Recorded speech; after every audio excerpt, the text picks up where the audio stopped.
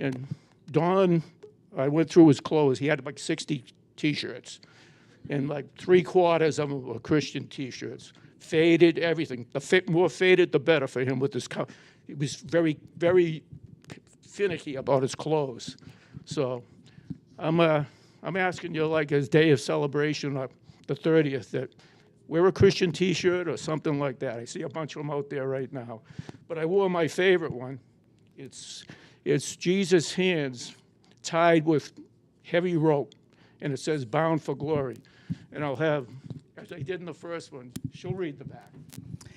He was oppressed and he was afflicted, yet he did not open his mouth. Like a lamb that is led to the slaughter, and like a sheep that is silent before its shearers, so he did not open his mouth. Isaiah 53:7. Thanks, guys.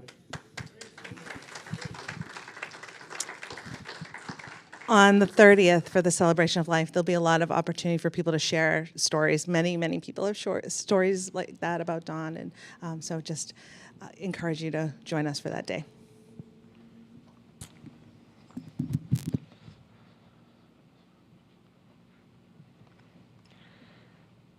I just have one word for that story. Wow, that's amazing. That's an amazing story. Sometimes Christians, they ask, what does a prophetic word look like? Have you ever asked that question? Like, is it a guy standing up in the middle of a church service yelling out in King James language, "Thus saith the Lord"?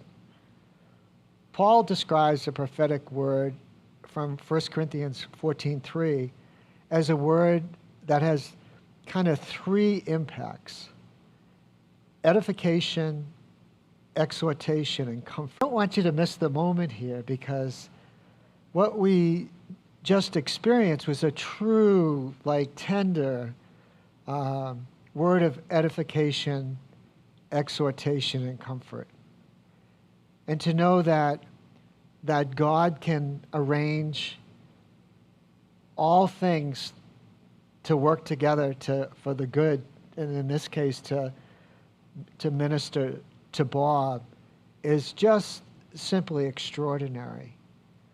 And the thing that I took away from this is that God knows exactly what we need when we need it, and he can bring together all kinds of situations